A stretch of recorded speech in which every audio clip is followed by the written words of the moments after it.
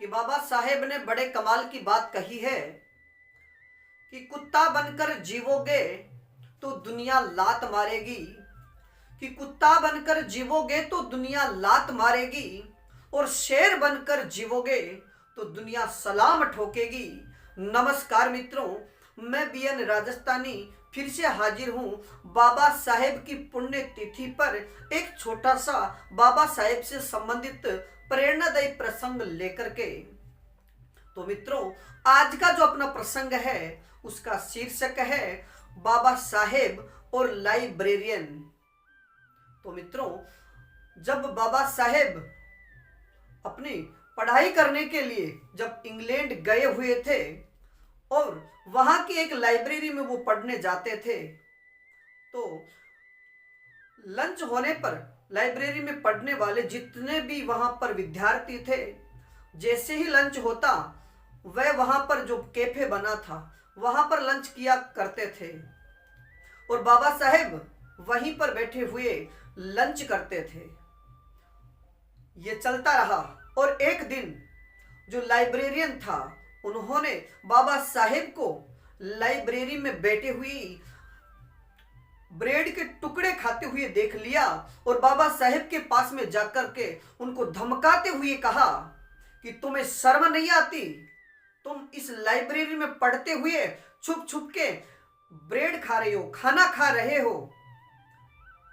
अगर तुम ऐसे करोगे तो तुम्हारी जो सदस्यता है, तुम्हारी जो मेंबरशिप है लाइब्रेरी में, वो समाप्त कर दी जाएगी। तो बाबा साहेब ने माफी मांगते हुए उनसे हाथ जोड़ करके कहा कि मैं जिस उद्देश्य से यहाँ पर आया हूँ, जिस उद्देश्य से मुझे यहाँ भेजा गया है, मेरा उद्देश्य केवल वही है और मेरे पास इतने पैसे नहीं है कि मैं कैफे में जाकर के यानी कैफेटेरिया में जाकर के वहाँ पर लंच करूँ, क्योंकि मेरे पास इतने पैसे नहीं है। तो मित्रों, बाबा साहेब की ये बात सुनकर के जो लाइब्रेरियन था यानी पुस्तकालय जो अध्यक्ष था वह भी शर्मिंदा हुआ और बाबा साहेब से उन्होंने कहा कि आज के बाद तुम लाइब्रेरी में बैठ करके खाना नहीं खाओगे और तुम लंच होने के बाद कैफे में यानी कैफेटेरिया में मेरे साथ चल करके खाना खाओगे और मेरे खाने से ही मैं तुम्हें अपना खाना शेयर करूंगा।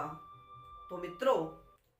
बाबा साहेब और वह व्यक्ति यहूदी था और बाबा साहेब उस यहूदी व्यक्ति से इतने प्रभावित हुए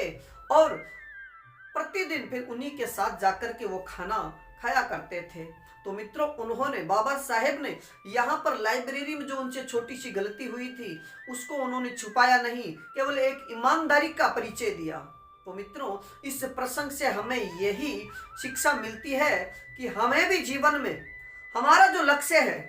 हमारा जो उद्देश्य है, उसे प्राप्त करने के लिए बस हमें हमारा जो ध्येय है वह केवल उसी पर टिका रहना चाहिए। क्योंकि जीवन में समस्याएं बहुत आती है, लेकिन हमें समस्याओं से कभी घबराना नहीं चाहिए, क्योंकि अगर समस्याओं से घबरा गए तो फिर हमारा जो लक्ष्य है वह हमसे बहुत दूर चला जाएगा और फिर जो हमारे सहयोग करने वाले हैं वह भी हमसे दूर हो जाएंगे और हम एक समाज में